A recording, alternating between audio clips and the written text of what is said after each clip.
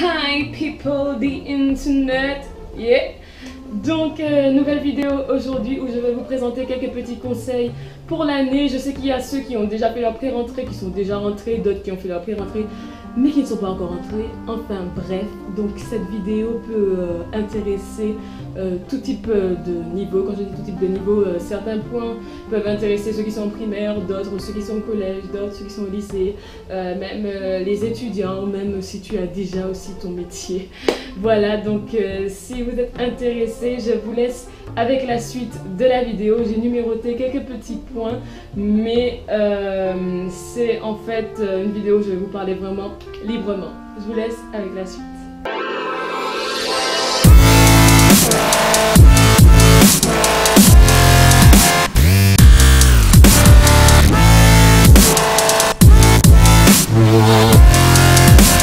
Le premier petit conseil que j'ai à vous donner, c'est de créer vous-même vos propres messages de motivation. Il est vrai que quand l'année reprend, certains sont très motivés, d'autres un peu moins et d'autres pas du tout. Il est vrai que les gens de votre entourage peuvent vous motiver, mais je pense que la seule personne qui peut vraiment vous motiver, c'est vous, bien sûr. Donc il s'agit d'en fait faire des messages du style cette année je vais tout déchirer, no stress, pas d'angoisse, allez, il faut que j'aille à fond. Des choses un peu de ce style là en fait que vous écrivez sur des feuilles colorées que vous pouvez écrire en noir sur des feuilles colorées, ou si vous prenez des feuilles blanches vous pouvez écrire en coloré, d'accord, en couleur, et franchement c'est à votre goût, vous faites vraiment comme vous voulez, vous les affichez dans votre chambre. Et je pense que des fois quand vous êtes assez démotivé, déprimé, ou si vous voulez encore vous surmotiver, vous pouvez regarder ces messages et je pense que ça va vraiment vous faire du bien. Le deuxième petit conseil que j'ai à vous donner, c'est celui du bullet journal.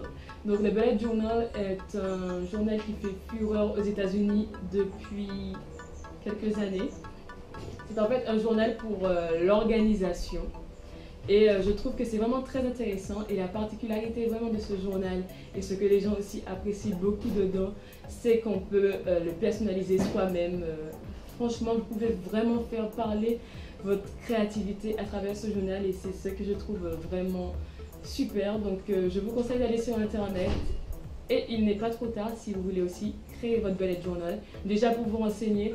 Et pour pouvoir le créer, vous pouvez taper comment créer mon bullet journal, et vous aurez toutes les informations en 10 étapes ou autre site. Mais sur celui que je suis allée, en tout cas, il y avait en 10 étapes. Et j'ai découvert le bullet journal en fait quand je regardais le 1945. Voilà. Et je trouve que c'est très intéressant et je vous le recommande. Le troisième petit conseil que j'ai à vous donner, c'est concernant l'emploi du temps. L'emploi du temps, qu'est-ce qui m'arrive? L'emploi du temps. Donc, à la rentrée, il y en a certains qu'on remet, je ne sais pas si c'est pareil partout, mais normalement on remet l'emploi du temps. Et il est vrai qu'il y en a ceux qui arrivent à le mémoriser très rapidement, d'autres moyennement et d'autres pas du tout.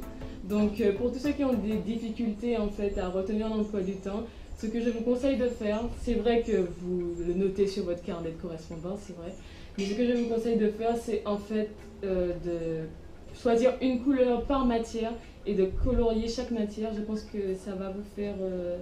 c'est un petit peu une technique de mémorisation, et je pense que ça va vous faire vraiment mieux retenir votre emploi du temps. Pour tous ceux qui ont du mal, vous mettez une couleur par matière, et à force de le regarder, bien sûr vous faites plusieurs photocopies au cas où vous le perdez, mais sinon vous l'accrochez dans votre chambre, et à force de regarder, je pense que vous allez mieux retenir. Quatrième point que nous allons aborder, c'est par rapport à l'influence et au regard des autres. C'est vrai qu'il y en a beaucoup qui ont du mal à gérer cela. Je pense que ça arrive pratiquement à tout le monde au cours de notre vie. L'année dernière, dans un reportage, des élèves qui ont les capacités de pouvoir réussir, mais par rapport à leurs camarades, ils ne se donnent pas les moyens parce qu'ils ont peur du regard des autres. Ils ont peur qu'on dise que c'est qu'eux qui répondent aux questions, ou que c'est qu'ils travaillent bien, les autres vraiment les influençaient, disaient qu'on les prenait pour des intellos ou des gens qui font que travailler et se laissaient influencer par rapport à ça et attrapaient des mauvaises notes. Donc ça m'a quand même choquée et j'étais assez surprise par rapport à ça. Moi je dis que vous ne pouvez pas... Non. Moi je dis que tout le monde a sa personnalité. Vous ne pouvez pas changer quelqu'un. Il y en a ceux qui sont timides, il y en a ceux qui sont un peu plus à l'aise avec les autres, il y en a d'autres. Enfin, chacun vraiment a sa personnalité et vous ne pouvez pas changer la personnalité de quelqu'un. Donc je pense qu'il faut vraiment avoir une force d'esprit et essayer de se dire que même si je fais ça, c'est pour moi que je le fais. Donc essayez vraiment de vous motiver avec ça toujours dans vos têtes. Il faut toujours avoir cette détermination et il faut toujours aller de l'avant et ne pas rester sur tout ce que les gens disent, sur tout ce que les gens font. C'est pas parce que mes amis sont restés dans cette école-là que moi je vais rester dans cette école-là. Si je voulais faire autre chose, j'irai faire autre chose. C'est pas parce que mes amis portent ça que moi aussi je vais porter ça. Enfin, je trouve que ça pose vraiment beaucoup de problèmes à certaines personnes. Et voilà, ce sont des situations à améliorer. Et je pense que tout le monde peut faire vraiment ce qu'il le souhaite, ce qu'il veut, ce qu'il souhaite. Et avec vous, c'est au niveau de l'alimentation. Il y a une période où je me nourrissais le matin. Je me nourrissais, ça fait... Il y a une période où je me nourrissais le matin qu'avec du lait, des biscottes, ou ça dépend, des fois du lait, des cornflakes, des trucs comme ça. Et quand j'étais allée voir le médecin, apparemment ce n'était pas vraiment très bon parce que pour tous ceux qui ne le savent pas en fait, apparemment le lait c'est à boire jusqu'à l'âge de 2 ans. Apparemment ce n'est pas conseillé de boire du lait en grandissant. Mais c'était quelque chose que je ne savais pas vraiment avant. Et j'ai changé mon alimentation le matin et c'est vrai que ça fait vraiment du bien. Il est très important de manger le matin, c'est le repas le plus important de la journée, le petit déjeuner. Car j'entends des fois beaucoup de gens qui ne mangent pas le matin. Moi je me dis mais comment ils font? Mais c'est pas possible, même si tu n'as pas faim, essaye au moins de manger quelque chose. Tu ne peux pas, le cerveau, la mémoire, enfin, on a besoin de manger pour pouvoir après être mieux après. Et en fait, j'ai changé un peu mon alimentation. Le médecin m'avait aussi conseillé de faire des smoothies. C'est vrai que, bon après ça peut ne pas être trop pratique le matin quand vous avez plein de choses à préparer et tout, ou bien quand vous devez partir tôt. Mais faire des smoothies, vous prenez les fruits que vous aimez, et puis voilà. Ou prendre des œufs au plat, ça c'est conseillé aussi. Je pense que ça donne aussi assez d'énergie.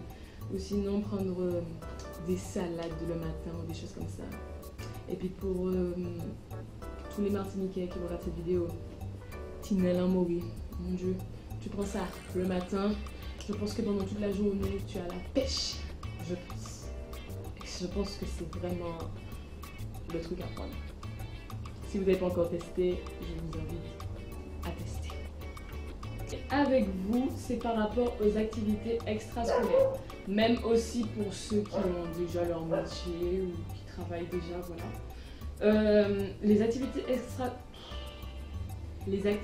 extrascolaires, c'est quelque chose qui est très important selon moi. Vous ne pouvez pas rester toute une année comme ça dans le travail et il est très important aussi de faire ce qu'on aime. Car juste faire ce qu'on aime vraiment vous permet de vous détendre. Et voilà, quand on a vraiment beaucoup de travail, je pense que c'est le seul moyen de faire vraiment ce qu'on aime et qui nous détend. Parce que on ne peut pas rester... Je ne comprends pas des gens qui disent... Oui, je parle à tous les gens qui disent ça. Non, moi j'ai pas le temps. On trouve toujours le temps pour faire ce qu'on aime. Si on veut, on peut. avec des livres. Plus belle la vie. Donc en fait, même si ceux qui passent le brevet cette année, même ceux qui passent le bac cette année, ou des concours cette année, vous pouvez, je suis sûre que vous pouvez le faire. Juste avoir des activités, il y en a ceux qui aiment la natation, faites de la natation, il y en a d'autres qui aiment la musique, la danse. Franchement, il faut essayer de faire ce qui vous plaît, même si c'est une fois par semaine, au moins faites quelque chose. Quand je vois des gens qui ont par exemple, je prends par exemple certains garçons qui font du foot, ils ont 3 cours de foot en une semaine. Et ils ont aussi leur travail. Enfin, voilà, il y en a ceux qui se mettent dans leur tête, j'ai le travail, mais j'ai aussi mon activité. Donc je fais mon travail, mais je fais aussi mon activité. Et voilà, au calme. 7e point que je veux aborder avec vous, c'est par rapport au rangement. Donc la façon dans laquelle vous rangez votre bureau vous reflète vous. Même dans toutes vos affaires, la façon dans laquelle vous rangez votre chambre vous reflète. Et c'est un peu ce principe-là en fait. Certains ne le croiraient pas, mais avoir un bureau bien rangé vous permet vraiment de mieux travailler. Que si votre bureau est encombré, le matériel vous gêne ou tout ce que vous avez vous gêne dessus. Donc avoir un bureau avec de l'espace et propre, je pense, vous permet de mieux travailler. Il est vrai qu'au début de l'année, des fois on range notre chambre et tout, et on se dit pendant toute l'année ma chambre va vraiment bien rester rangée et tout, et après au fur et à mesure ça se dégrade, donc on essaye de trouver toujours un petit temps pour nettoyer, et je pense que ce sera mieux. Donc le 8e point que j'ai à aborder avec vous, c'est le fait de prendre des notes et de se relire. Donc je m'explique sur le fait de prendre des notes. Il est important, je pense, de pouvoir avoir un carnet de notes. Ou pas forcément. Ça dépend. En fait, par exemple, quand vous êtes dans un cours et quand le professeur donne une information comme ça, ou il donne le nom d'un objet que vous ne connaissiez pas, vous pouvez toujours le noter et je pense que ça va toujours vous servir. Par exemple, des fois, moi, quand on me dit quelque chose et quand j'ai pas forcément de carnet de notes sur moi, je note au crayon à papier dans un coin du cahier ce qu'il a dit, et franchement, c'est vraiment très intéressant à faire, je pense. Et puis, si vous prenez un carnet de notes spécialement que pour ça, donc voilà, vous faites comme vous voulez. Ou sinon, vous pouvez même faire une partie note dans votre bullet journal. Donc voilà, c'est vraiment très pratique, je trouve, le bullet journal. Et puis, vous partez vraiment de cahier simple à quelque chose d'extraordinaire. Après, sur le fait de se relire, en fait, c'est tout ce que je pense que je pense que c'est pas la première fois que vous entendez ça. Tout ce que vous faites au cours de la journée, il est bien de le relire le soir. Je vous assure que vraiment pour la mémorisation, c'est vraiment quelque chose de vraiment très bien. Il est toujours important de se relire. C'est vrai que quand on est vraiment dans le milieu de l'année, il y a beaucoup plus de travail et c'est un peu plus dur de le faire, mais il faut quand même toujours essayer de pouvoir le faire et trouver un temps au moins pour se relire. Parce que c'est vrai, quand on vous demande de vous relire le soir tout ce que vous avez vu pendant la journée, mais en même temps vous avez du travail pour le lendemain, c'est vrai que ça fait assez lourd et je comprends que c'est des fois dur à gérer. Et enfin, le 9e et le dernier conseil, je pense, qui est le plus important, c'est vraiment de s'abonner à la chaîne de Dailychou 972.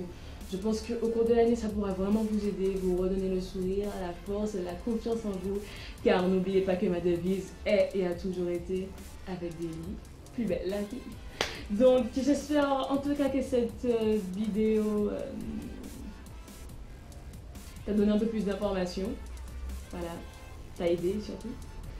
Et je compte sur vous pour liker, pour mettre un petit commentaire, pour me dire comment votre pré-rentrée, votre rentrée, ça s'est passé et si cette vidéo vous a été vraiment utile. Et surtout, n'oubliez pas de cliquer pour s'abonner. Hein.